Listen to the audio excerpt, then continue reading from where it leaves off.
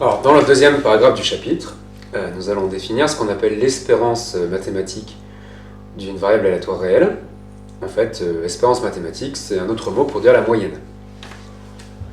Donc on se place dans le cadre du programme de PCSI, c'est-à-dire que x est une variable aléatoire réelle mais définie sur un univers fini. Et donc l'univers image de x est lui aussi fini.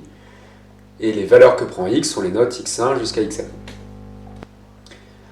Donc, qu'est-ce qu'on appelle l'espérance mathématique de x? Alors en abrégé, on dit espérance ou moyenne de x. Donc on fait la somme des probabilités des différentes valeurs de la loi de x multipliées par les valeurs que peut prendre x.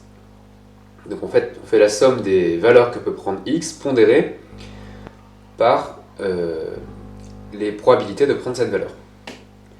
Donc là, on multiplie des réels, on fait une somme de réels, donc on voit que l'espérance de x, c'est un nombre réel.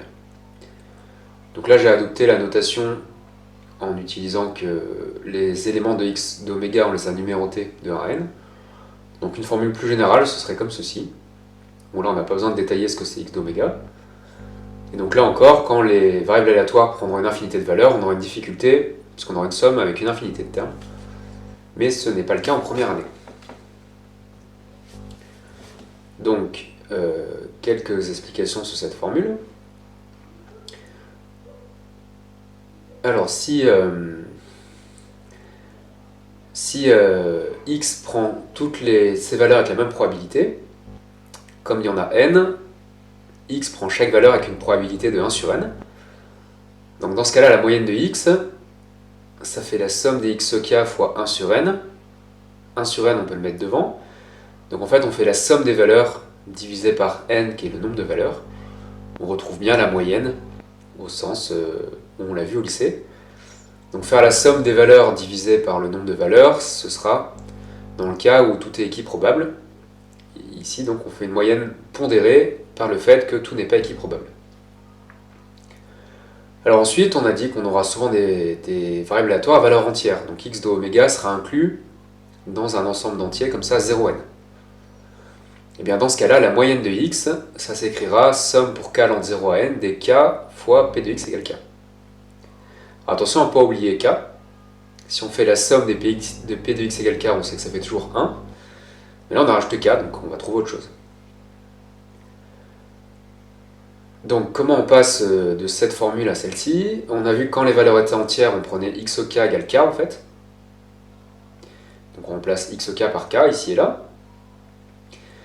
Et dernière chose, donc x de oméga c'est seulement inclus dans 0n. Donc il y a peut-être des termes en trop dans cette somme. Et en fait les termes qui sont en trop, la probabilité que x prenne la valeur k quand k n'est pas dans x d'oméga, c'est 0. Donc les termes qui sont en trop dans la somme, ils sont nuls, et donc ils n'interviennent pas, ils ne changent pas la valeur de la moyenne.